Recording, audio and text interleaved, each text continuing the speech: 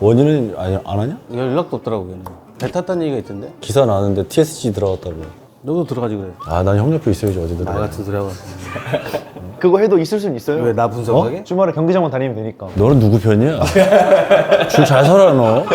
K리그가 이제 개막을 했잖아요. 우리가 촬영하는 시점은 한 경기만 했기 때문에 1라운드 돌았죠. K리그에 대해서 좀 한번 이야기를 좀 나눠보려고 해요. 그래서 이명철 해설위원도 모시고 하여튼 한번 재밌게 한번 얘기해보죠. 작년 K리그 1도 그렇고 계속 이제 유료 관중 300만 돌파하면서 인기도 많아지고 좋은 일이야. 있고. 그리고 K리그 2도 올해 또 이정효 감독님이 수원 가면서 네. 수원이랑 서울 이랬는데 K리그 2가 2만 명 넘게 또 오고 하니까 알기로 2만 4천 명인가 왔다고 하시더라고요. K리그 1, 2 이제 팬들이 상당히 많아져가지고 월드컵도 있고 아시안 게임도 있으니까 여러 가지 좀 축구에 대한 붐이 K리그에도 일지 않을까. 여러 가지 또 스토리들이 많은 K리그라서 좀 재밌을 것 같아요. 뭐 일단 뭐 K2 같은 경우는 또 이제 새 팀이 늘었잖아.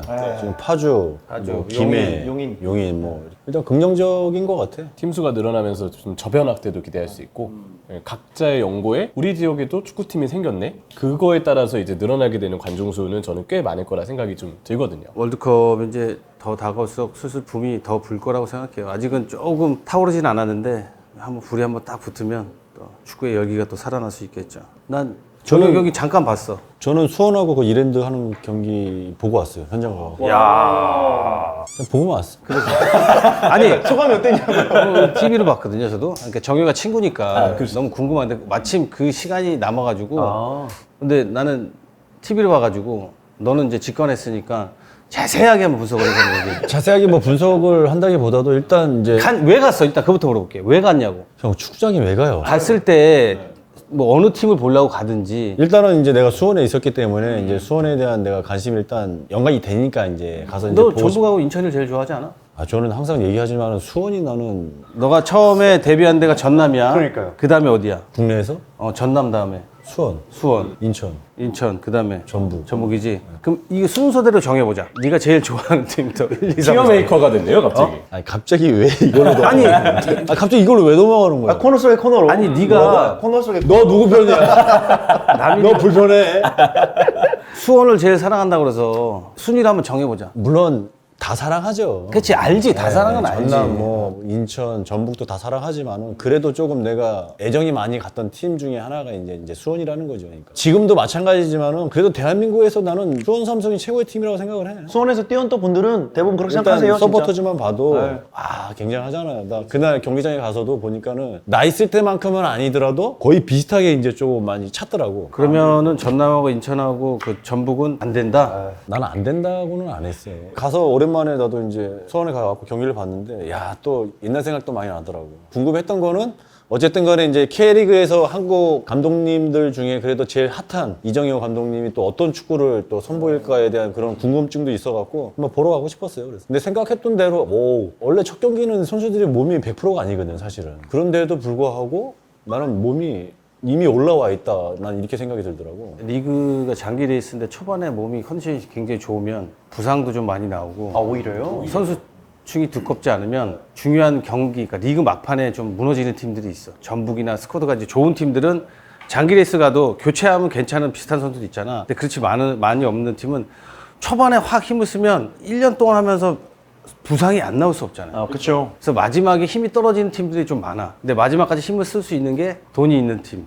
좋은 자원을 많이 갖고 있는 팀들이 좀 버티지. 선수풀이 좋으니까. 그렇지. 근데 한편으로 보면 수원이 그래도 K리그2에서는 그래도 이 리그 같은 리그 내 팀들이랑 비교하면 좋은 선수풀을 갖고 있고 사실 이번 경기 이기는데 제일 큰 역할을 했던 게 그 이정효 감독의 4명 동시 교체였다 생각을 하거든요. 그게 가능한 팀이 K리그1이 아닌 2에서는 그러니까. 그 중에서 수원이 가장 압도적이라서 그 싸움으로 넘어가도 이정효 감독의 수원은 왠지 버티는 힘이 있지 않을까. 정확히 보셨네. 첫 경기이긴 하지만은 100% 전력은 아니었어. 왜 그러냐면 기존에 이제 조금 게임 때 많은 선수들이 부상도 좀 있었고 몸이 안 올라온 선수들이 있었기 때문에 베스트 11만 봐도 100% 전력은 아니었다고 생각하고 그 다음에 어린애들이 좀 많았어. 정호연, 패신, 고승범 이런 선수들이 아직 몸 상태가 100% 아니면서 뭐 김성주나 뭐 이런 어린 선수들이 이제 많이 뛰었는데 뛰는 양으로 승부 본 거지. 근데 장기전으로 봤을 때는 뭐 한 경기밖에 하진 않았지만 그래도 수원이 조금 뭐 유리하다? 일부에 습격하기 위해서 투자를 많이 하고 이정효 감독도 영입하고 선수 보강 또 하겠지. 그쵸.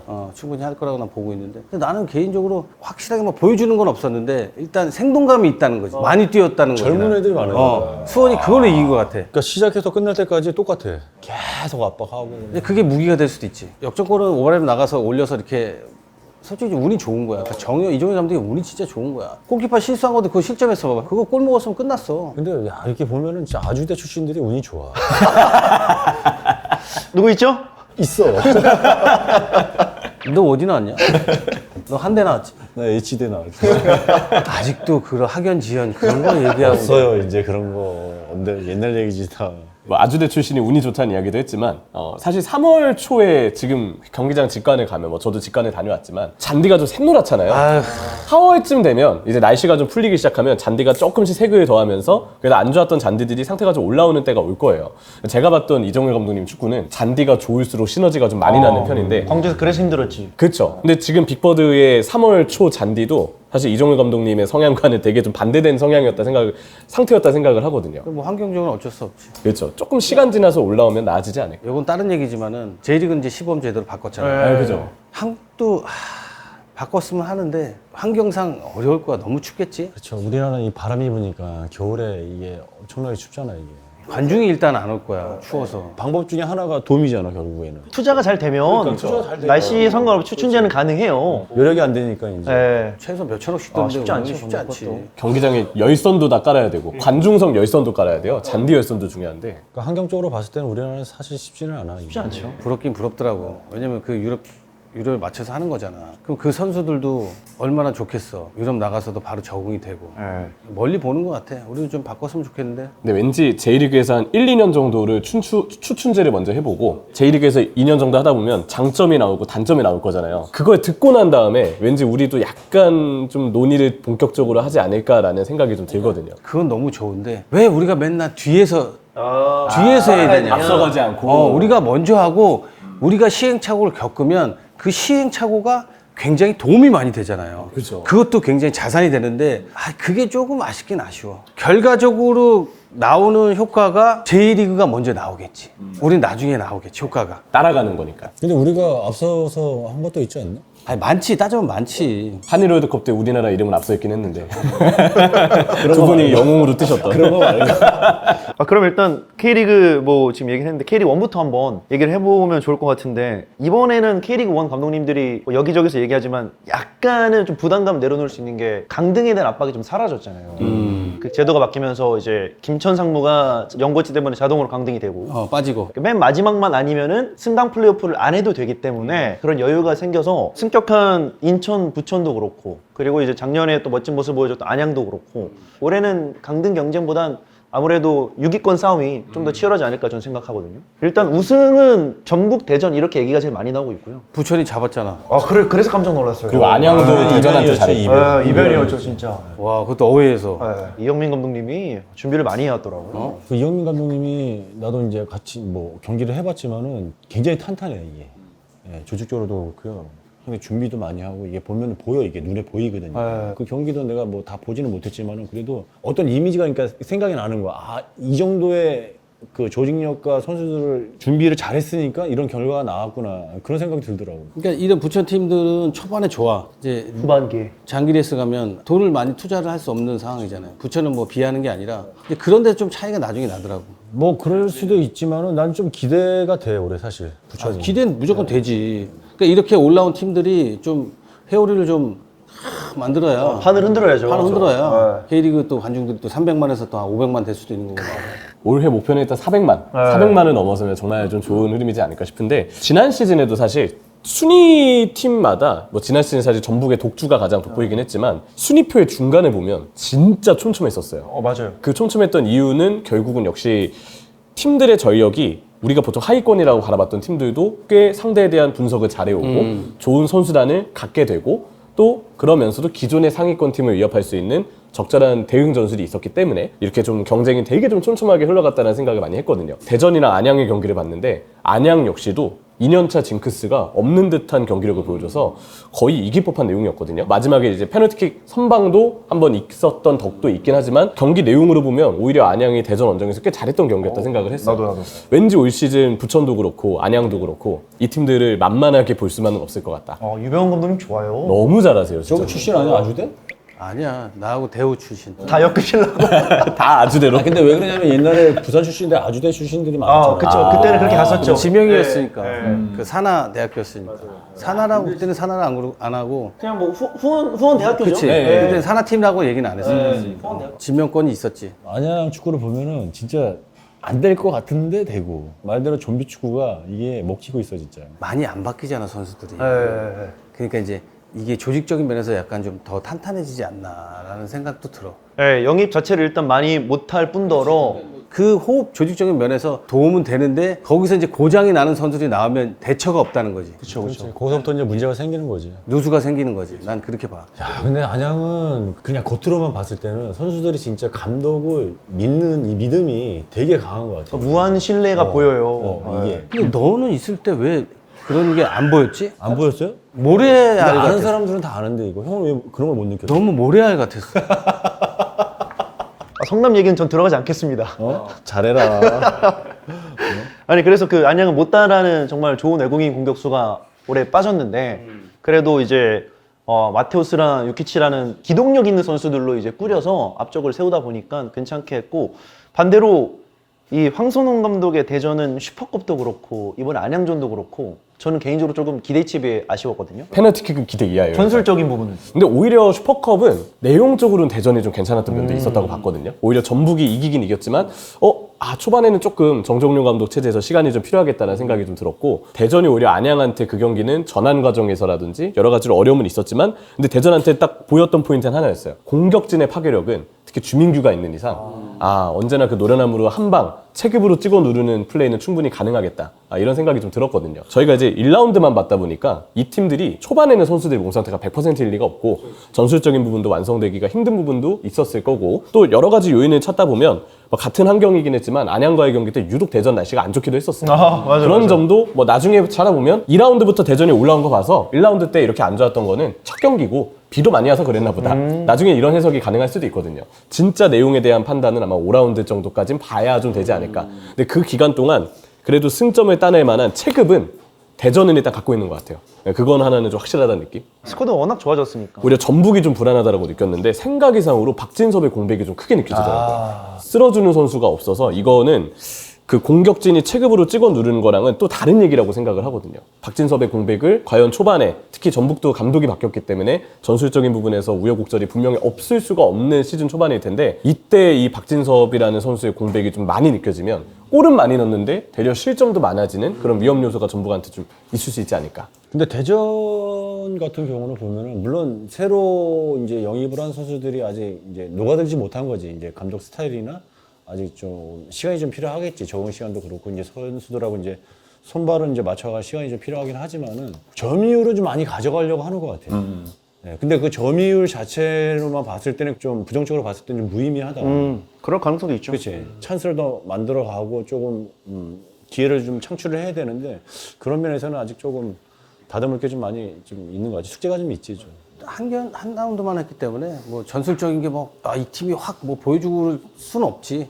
그렇죠. 말씀하신 대로 5-6경기 지나면서 색깔이 좀 많이 드러나겠지. 시즌을 가져가면 감독을 해봐서 알겠지만 우리 팀은 이게 해서 이런 상황이고 좀 약하니까 초반에 승점 따놓고 나중에 망가질 거 생각해서 초반에 힘을 쏟자. 팀이 있고 어떤 팀은 슬로우 스타터로 만들어가면서 쭉쭉쭉 나중에 힘 받으면 돼. 이렇게 가는 빌드업해서 가는 팀들이 있거든. 그러니까 지금 좋은 말씀을 해주신 게 뭐냐면은 저만의 생각일 수도 있지만 약한 팀들은 초반에 승점을 많이 따놔야 돼. 왜 그러냐면은 아까 정관 형이 얘기한 것처럼 갈수록 선수들의 이제 이런 부상을 당한 변수가 많이 생기거든. 여러 가지 변수가 생기기 때문에 초반에 좀 강팀이나 이런 좀 좋은 팀들은 힘을 빼고 시작할 거다. 슬로우 스타트로 갈 거다. 초반에 좀 전력이 약한 팀들은 조금 초반부터 점수를 가져가야지. 그렇게 그 전략적으로 리그를 운영하는 팀이 다 있을 거야, 감독하고. 그나마 이제 저희가 3월 초까지 봤던 팀들은 아시아 챔피언스리그 나가는 팀들은 그래도 한 2-3경기를 더 했으니까 그 중에서 서울은 또 어떻게 봤어요? 인천하고 경기는 이전에 ACL 엘리트 때 좀 아쉬웠던 부분을 그래도 많이 보완하고 온 듯한 느낌이 들었어요. 결국 이제 인천을 아무것도 못하게끔 만들었던 서울의 수비 대응 방식, 이게 가장 좀 눈길이 갔는데, 그 경기 끝나고 김기동 감독이 이런 인터뷰를 했거든요. 70%의 확률로 아스날도 전방 압박에 성공하고 30%의 확률로 실패할 수 있다. 근데 우리는 30%에 너무 이 연연한 나머지 압박을 안 할 이유는 없다. 30% 실패하더라도 우리는 70%의 확률에 도전하겠다는 마음으로 선수들한테 강렬한 전방 압박을 주문했다라는 이야기를 했는데, 사실 김기동 감독님이 콘텐츠 뭐 유튜브 이런 데 나오셔서 인터뷰할 때나 이야기할 때 들어보면 항상 아스날에 대한 이야기를 많이 하세요. 맞아요. 요즘에 이제 아스날의 축구를 보면 기본적으로 4-4-2대0을 수비 시에 만들어서 상대를 자신들이 원하는 공간으로 몰아넣는 몰아넣죠. 네, 그런 형태의 압박을 되게 잘하는데, 서울이 이번 인천원정 경기 때 그걸 잘 준비해왔고, 선수들의 그 강도가 현장에서 보신 분들도 많이 느끼셨겠지만, 오늘 진짜 선수들 열심히 뛴다. 저는 그 부분에 대한 그 김기동 감독님의 압박 전술에 대한 이야기나 좀 강한 동기부여, 이런 부분들이 이 경기는 되게 잘 됐다는 느낌을 받았거든요. 저희 촬영일 기준으로 서울의 가장 최근 경기가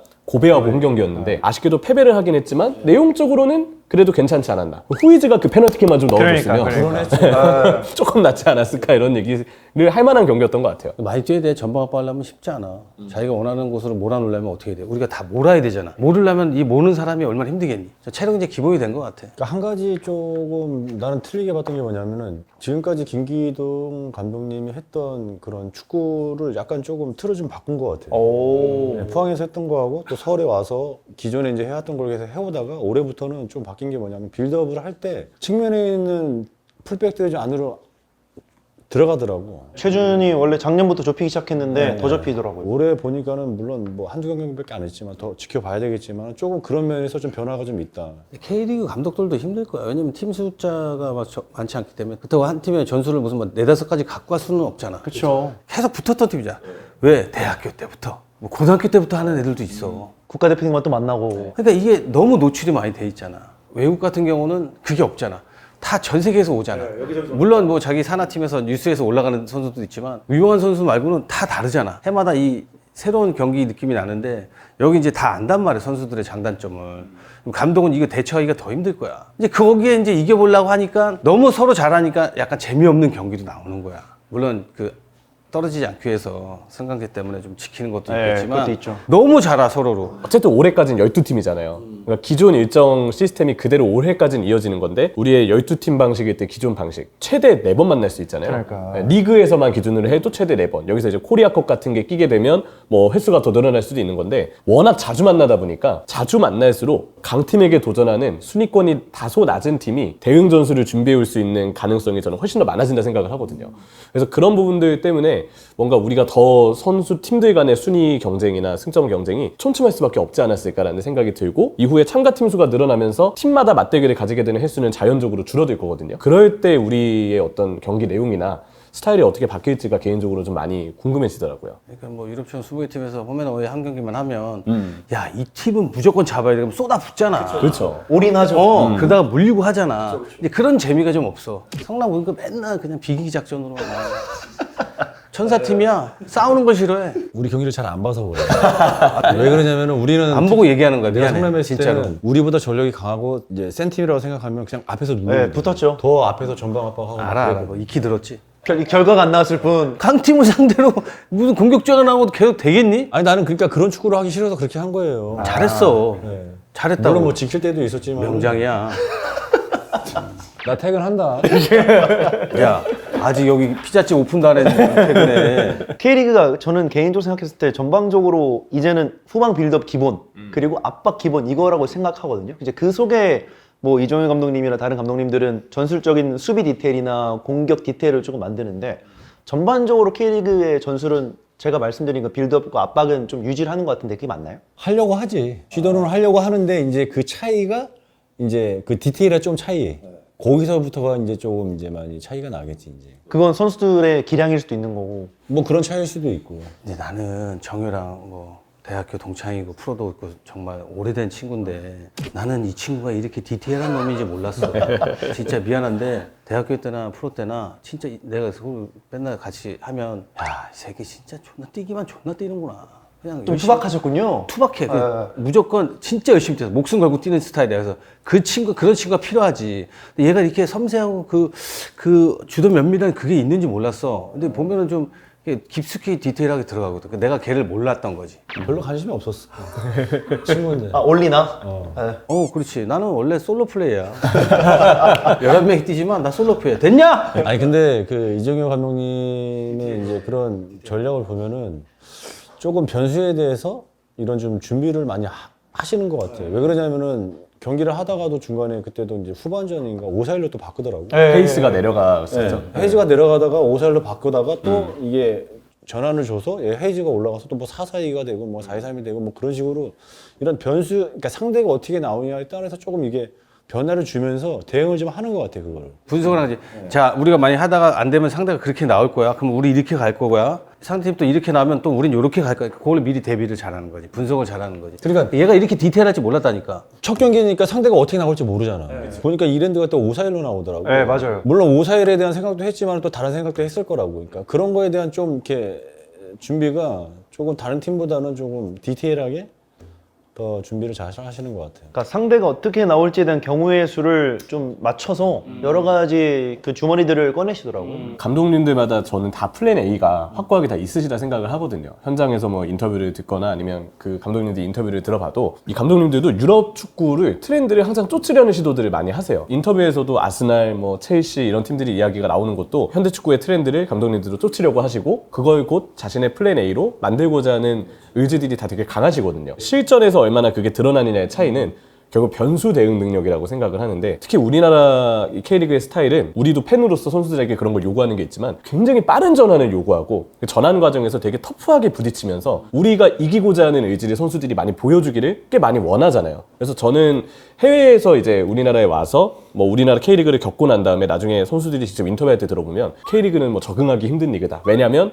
워낙 전환이 빠르고 터프하고 몸으로 많이 부딪히기 때문에 내가 뭔가 생각할 수 있는 여유를 쉽게 주지 않는다. 그런 이야기를 많이 했던 게 생각이 나거든요. 감독들의 입장에서 봐도 내 플랜 A를 구현하고 싶은데 그림은 다 그려져 있는데 다 그려놨는데 그게 막상 상대와 맞대결을 하는 딱 그 그림으로 넘어가 버리면 상대가 워낙 이제 끈질기게 견제하고 대응을 하니까 그냥 순수하게 플랜 A만 준비해서는 자기 축구를 구현하기가 쉽지 않은 리그일 거라고 생각을 해요. 그러니까 유튜브로 비유하면 20분째, 30분째를 안 좋아해. 쇼츠를 좋아해.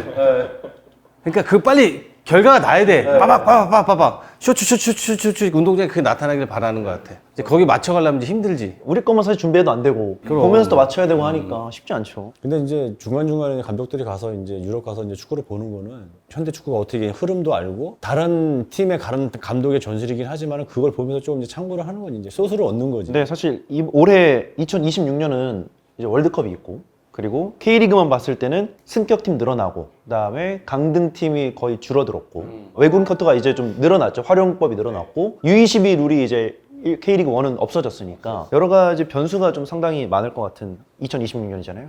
규정 자체가 많이 완화가 돼서 이제 모든 팀들이 다 베스트 11을 K리그 1 기준으로는 걱정 없이 바로 시작부터 내세울 수 있다는 것. 그리고 뭐 좀 도입이 늦은 느낌은 있는데 저는 그냥 조건 없이 항상 5인 교체를 열어줘야 된다 생각을 했거든요. 교체가 늘어나면서 저는 축구가 좀 더 이점을 많이 취하게 됐다 생각을 하는데 안 그래도 요즘은 선수들 활동량도 많아지고 일정도 빡빡한데 물론 5인 교체를 할 수 있긴 했지만 22세 이하 선수가 항상 선발에 한 명 있어야 되고 벤치에 있어야 되고 뭐 투입을 해야 되고 조건이 까다롭죠. 복잡해요. 너무 많았잖아요. 그러다 보면 이제 5인 교체를 활용하는 데 있어서도 이게 과연 순수한 5인 교체가 맞느냐라는 질문을 안 할 수가 없었어요. 근데 지금은 이제 22세 이하 룰도 그냥 폐지가 됐고 그러면서 5인 교체도 자연스럽게 열어주는 그림이 되다 보니까 조금 더 선수들의 어떤 컨디션이나 아니면 교체용 병수를 활용해서 승부를 보게 되는 감독들의 전략도 좀 더 다양해지지 않을까. 근데 그건 있잖아. 그 U22 그게 들어가는 게 선수 그 명단 그게 바뀌잖아. 20명 명단에 2명은 그래도 들어와 있어야 되죠. 수명까지 늘릴 수가 있죠. 그쵸. 그게 안 되면은 뭐 18명, 19명까지만 되는 거죠. 감독으로서 그 월드컵 휴식기가 K리그 1은 2달이니까 와 진짜 변수가 클 것 같거든요. 다음 턴을 준비할 수 있는 기간이 충분히 생기는 거지. 근데 이제 좀 길긴 길어. 좀 너무 감각이 길어요. 많이 떨어질 것 같아. 늘어지지. 2달이면 그리고 흐름이 좋았던 팀이 갑자기 또 이게 그렇지. 이게 또 한번 꺾이니까. 변수가 생기겠지. 근데 반대로 이제 부상자가 많은 팀들은 땡큐지. 그리고 이제 또 새로운 또 용병의 변화도 있을 수도 있고. 예. 이게 신기한 게 뭐냐면 나도 여름까지는 되게 안 좋았어. 바닥이었어요, 바닥. 성남 시절이요? 어? 그러니까 어떤 팀이 받아. 어떤 팀이 예. 그냥 너 성남하고 좀 얘기해. 이상하다. 아니 예시를 들어줘야 되니까. 그러니까 우리보다도 더 안 좋은 팀이 있었는데 여름 시기 딱 지나고 나서부터 이제 막 치고 올라가는 거야. 매년 한 팀은 나오더라고요. 근데 그게 전술적으로도 그렇고 선수 변화를 많이 주지도 않고 용병이 한두 명 정도만 보강을 딱 해서 이제 그 친구들이 들어와서 하는데 거기서부터 이제 막 시작한 거야 이게. 야 근데 그게 너무 신기하더라고 그게. 별로 이렇게 변화가 많이 없었는데 갑자기 한두 선수 바뀌었다고 이게 그렇게 치고 올라갈 수 있나. 그러니까 교체 5명 하는 거 있잖아. 그러면 전술이 바뀌는 거야. 5명 들어가면. 그러네요. 수비 놔두고 공격진 다 바꾸는 거 아니야. 그다음에 공격진을 놔두고 수비 바꾸면 수비 다 바꾸는 거 아니야. 전술이 바뀌는 거지 다. 근데 올해는 좀 기대가 돼. 뭐 여러 가지 뭐 변수도 있겠지만 가장 기대가 되지만 가장 우려가 되는 시즌이야. 왜냐면 월드컵도 있고 K리그도 있고 자, 월드컵에 성적이 나고 그러면 같이 붐이 되잖아. 그렇죠. 낙수 효과처럼 K리그도 쫙 같이 올라가는데 잘못되면 훅 꺼지죠. 다 등 돌린다고. 그러니까 우리나라는 뭐 사실 K리그의 그 인기가 월드컵 그리고 국가대표팀과 영향을 아예 안 받는다 볼 수 없으니까 아, 그러면 어느 나라 다 그건 있는 거야. 잘 돼야죠 사실. 잘 돼가지고 월드컵 끝나고 또 아시안게임까지 딱 쭉 이어가가지고 올해 축구의 해로 좀 만들었으면 좋겠지. 그래서 K리그 1도 재밌는 팀이 좀 늘었고 K리그 2도 일단 수원이 돈을 좀 쓰면서 투자를 하면서 올라가려고 생각하고 있는데 K리그 2는 제도가 바뀌어서 최대 이제 4팀까지 승격이 가능하는데 어떤 팀 예상 좀 해볼까요? 주말에 대구를 갔어요. 대팍에서 경기 보고 왔는데 사실 이제 대구 하면은 그래도 정말 많은 분들이 그래서 일단 강등 직후고 이 팀이 가지고 있는 세징야, 에드가 같은 엄청난 선수들의 파괴력도 있고 뭐 지난 시즌 김병수 감독이 물론 팀은 강등이었지만 후반기 때 그래도 성적을 내면서 결과적으로 팀에 남았고 계속 연속해서 팀을 지휘하는 거니까 승격 후보로 많은 분들이 거론을 하실 거라 생각해요. 저 역시도 승격 후보라고 생각은 합니다. 근데 1라운드 화성전의 내용은 사실 그렇게 좋지는 않았어요. 오히려 이제 페널티킥 선방이나 뭐 이런 몇 번의 위기 상황들을 겪었던 대구였는데 그 상황에서의 수비가 아니었다면 홈에서 생각보다 화성한테 좀 밀렸고 자칫 패배할 수도 있었던 경기였다고 좀 봤거든요. 고전했지. 네. 어렵게 이겼죠 어렵게. 세징야는 아마 여름쯤 되면 이 선수는 원래 몸이 이게 날씨가 좀 따뜻해지면 그때부터 폼이 확 오르는 스타일이니까 그때부터 예열이 좀 될 수 있겠다라는 기대를 할 수 있다 치더라도 결국 김병수 감독의 점유율을 좀 높이는 그러한 전술 스타일에 팀 자체가 거기에 너무 혈안이 돼 있는 느낌이 들었어요. 뭐 김병수 감독도 이후에 인터뷰를 통해서 이야기했지만 K리그2의 템포에 선수들도 적응을 해야 된다. K리그1에서 뭔가 도전을 해야 되는 위치랑 다르게 이제는 공을 갖고 주도해야 되는 축구도 같이 해야 되는 그 경기런 수가 더 많아지게 될 K리그2에서의 대구기 때문에 그 템포에 아직 선수들이 좀 적응을 못한 게 아닐까. 볼 갖고 있을 때의 플레이들도 과감하게 전진 패스를 하기보다는 자꾸 아래쪽으로 내려가서 결과적으로 볼은 점유하는데 이렇다의 공격 시도는 나오지 않는. 그러다 이제 볼을 뺏기고 난 다음에는 정작 압박이 잘 되지 않아서 되려 화성한테 위기를 좀 노출하는. 오히려 과감함은 그래서 그날의 경기는 화성이 더 많이 보여줬다는 생각이 들어서 대구가 조금 초반에는 이 템포를 올리고 좀 더 주도적으로 경기를 하는 데 있어서 시간은 좀 필요할 수 있겠구나. 그런 생각이 좀 들었습니다. 야, 진짜 템포가 진짜 중요한 것 같아. 근데 대구 같은 경우는 이제 항상 이렇게 나는 이렇게 보면 딜레마가 뭐냐면은 세징야하고 에드가야. 최고의 장점이자 쉽지 않은 단점이죠.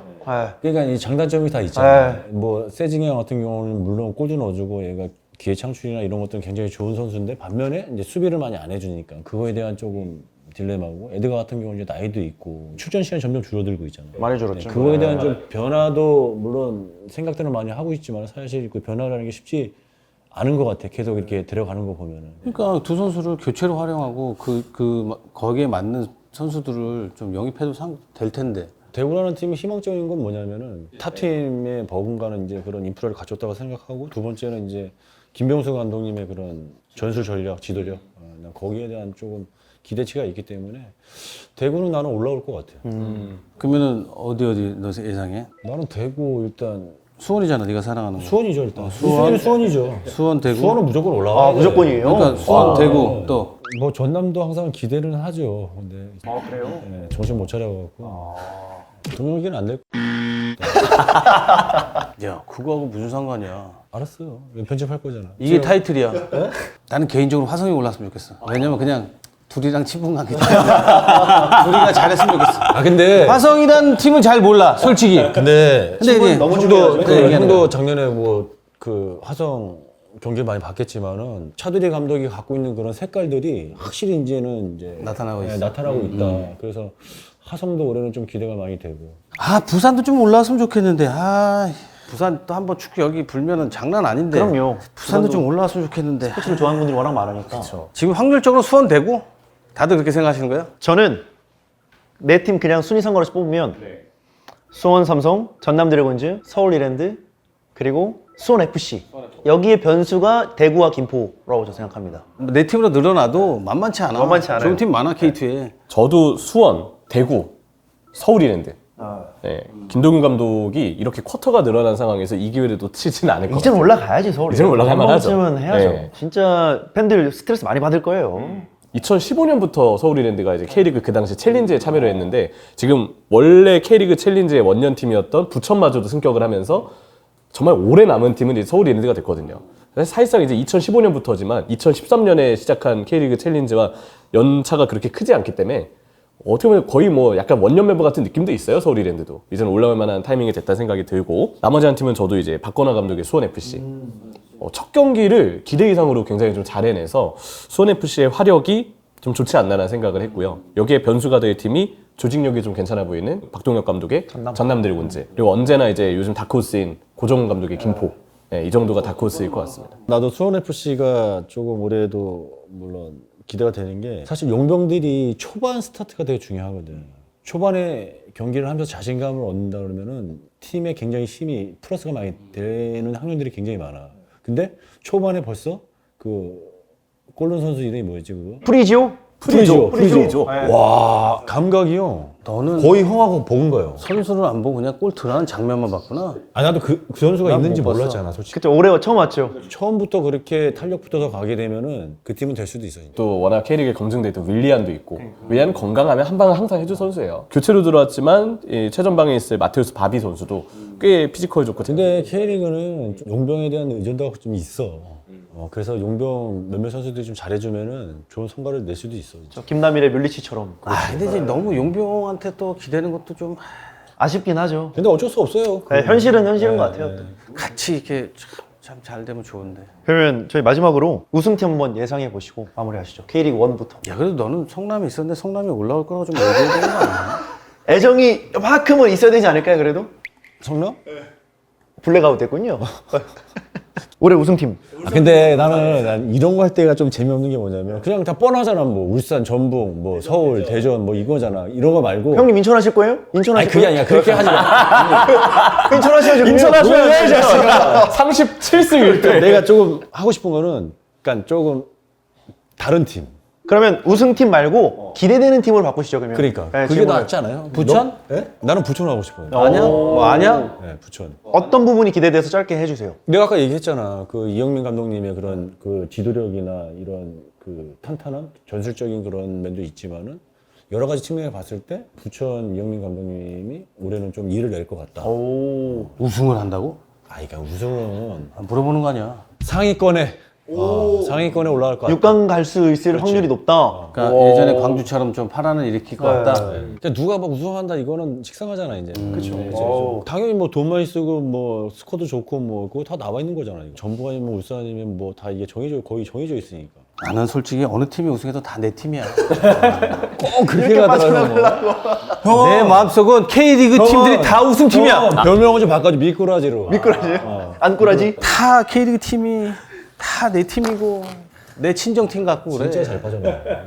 아니 내 마음이 그런 걸 어떻게 해. 그럼 기대되는 팀. 뭐 울산이겠지 당연히. 맞아요. 오히려 울산이에요. 오히려? 네. 왜냐면 올 시즌 개막할 때 분위기가 울산은 우승 후보로는 당연히 언급이 안 됐고 그래도 김현석 감독이 아직은 K리그1 지휘를 하지 않았기 때문에 이제 처음이니까 좀 우려하는 시선이 많았는데 제가 그 울산이랑 이제 강원의 경기를 직관하고서 느꼈던 건 강원이 이날 컨디션이 좀 많이 안 좋기도 했었어요. 그래서 첫 경기만 보고 모든 걸 다 평가할 수는 없지만 팀이 담백해진 느낌은 들더라고요. 딱 수비 성공한 다음에 재빠르게 빠른 카운터를 통해서 상대 진영으로 나가는 속도 이걸 좀 최대한 빠르게 좀 이어가자라는 게 기본적으로 느껴졌고 그냥 수비 성공 일단 걷어내자 빨리 걷어내고 그리고 그 걷어낸 공을 충분히 비벼주고 속도를 내줄 만한 뭐 야구가 얼마나 앞으로도 꾸준하게 잘해줄지 모르지만 첫 경기 두 골 넣은 건 저는 충분히 자신감을 줄 거라 생각해요. 그리고 그런 빠른 전환 과정에서 언제나 클래스를 보여줄 수 있는 보야니치나 이동경이 있기 때문에 이 선수들이 있는 한 울산이 그래도 좀 담백한 축구를 충분히 할 수 있는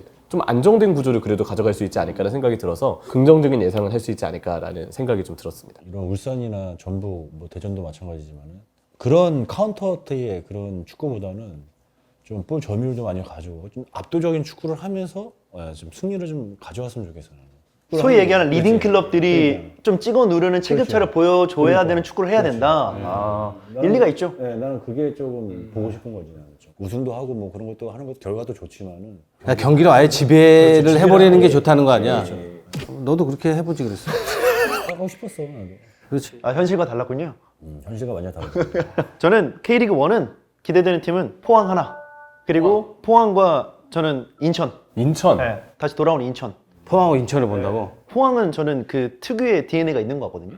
그러니까 선수가 많이 바뀌어도 끈끈한 그 포항 DNA가 있는 것 같아서 우승은 못할지언정 쉽게 무너지지 않는 팀, 그리고 그래도 우승을 도전을 해볼 수 있는 팀이라 생각해서 좀 포항 좋은 것 같고, 인천은 윤정 감독님이 이를 갈고 K리그2 우승하고 돌아왔잖아요. 여기서 다시 한 번 더 모습을 보여줄지 아니면 그냥 2부 리그에 있던 팀이 다시 몰락할지 재미있는 변수가 있을 것 같아서 K리그1은 포항과 인천일 것 같고, K리그2는 말씀하신 화성과 김포가 우승을 할 수 있는 팀들을 잡아줘야 K리그2가 재밌을 것 같아서 실제로 중계도 많이 한 그 화성과 김포가 좀 재밌는 팀이 될 것 같습니다. 아 근데 재정적으로가 문제지. 그렇죠. 선수 수급 자체가 원활하게 할 수 있는 팀은 아니니까. 한계가 있어요. 아무리 감독이 좋은 전략을 갖고 뭐 준비를 한다고 이건 한계가 있어요, 사실.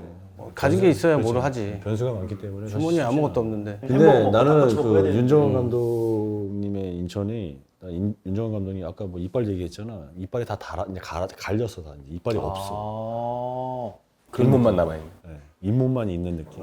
왜 잘 때 이빨 간대? 아니 물론 아까 치아 간대? 이빨 얘기 잘때 이가나? 이빨이 다 갈린 것 같아 지금. 아, K2에서 많이 고전했으니까 열심히 했으니까.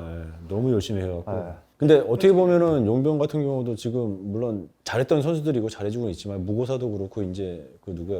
제로소도 그렇고 조금 힘이 조금 떨어질 수 있을 것 같아. 나이가 있으면 떨어질 수밖에 없어. 그건 어쩔 수 없어. 신체가 나이 때문에 떨어지는 건 그건 어쩔 수 없어. 그러니까 그 수비력이 저는 K리그 1에서도 유지가 되느냐가 관건일 것 같고, 유지가 되면 밑에까지는 안 떨어진다. 근데 유지가 안 되면 쉽지 않다라고 생각해서 저는 인천을 뽑아왔습니다. 그러니까 변수가 많기 때문에 2026 K리그가 재밌을 것 같아요. 올해는 변수가 많을 것 같아. 최대 흥행을 하느냐, 몰락하느냐.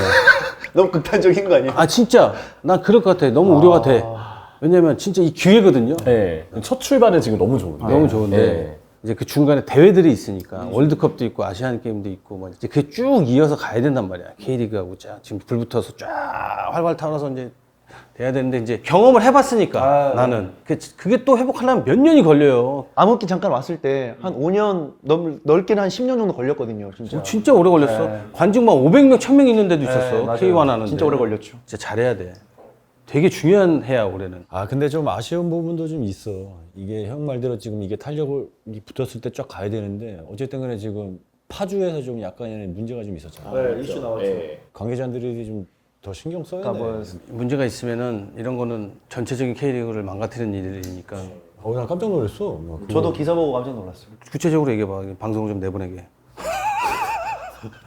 자, 오늘 이렇게 뭐 26년 K리그의 전망을 좀 알아보고 그냥 K리그를 사랑을 많이 해달라는 마음에서 팬들이 있어야 리그도 있어요. 근데 올해가 가장 중요하다. 아직까지 오늘 얘기는 첫 경기만 보고 얘기하는 거기 때문에 그렇게 신빙성이 많이 떨어지지만 우리 작년인가 우리 전북 안 좋을 때 막 얘기하고 있었잖아요. 맞아요. 그러고 나서 전북 막 반등했죠. 반등해갖고 막. 우리가 좀 까면은 잘 되더라고. 가야 되나? 우리가 계속 너무 칭찬하면 수원 못 올라가는 거 아니야? 수원 이 정도밖에 준비 안 했어? 이렇게 한번 해줘야 이제 형이 한마디 해줘. 그러면. 아니 없었어. 전술적으로 뭐 특출해 보이는 거 없었어. 솔직히. 없었어요? 그냥 이 활동량으로 이겼어. 아무튼 뭐 굴절이 돼서 떨어져서 슈팅을 떼는데 또 굴절돼서 들어갔어요. 그러니까 이 정효가 언제까지 운이 따를지 모르겠지만 많이 해먹네.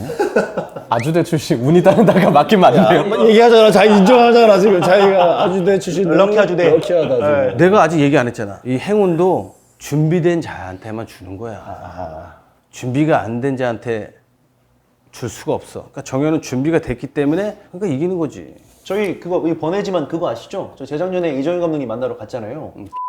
그때 너무 멀었어. 그 베스트 11 했을 때 홍정호 선수 뒀잖아요. 그때 그거를 실제로 홍정호 선수가 뭐 여기저기 루트를 통해서 받고 그래서 이제 영입이 되는데 약간의 일조가 됐다. 그 얘기 했어? 실제 인터뷰 홍정호 선수가 했어요. 건강한 홍정호 얘기 야. 좀 고마웠다. 그러면 우리가 에이전시 역할 했네. 받아야 되는 거 아니에요 그러면? 내가 그 얘기하려고 일단은 너 일단 수원으로 출발하고 내가 정희한테 전화 넣을 테니까 좀 달라고 그래.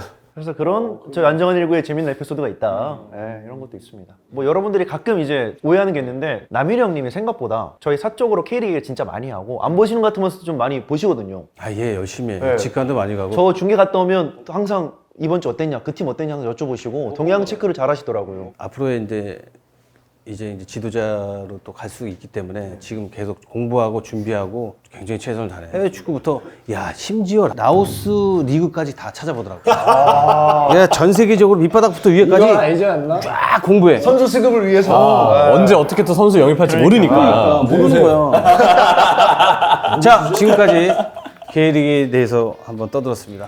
자, 끝! 2026 K리그 많이 사랑해 주세요. 많이 사랑해주세요. 진짜로. 사랑해 올해 주세요, 중요한 진짜. 해입니다. 많이 사랑해주세요. 올해 재밌을 것 같아요. 네, 고맙습니다.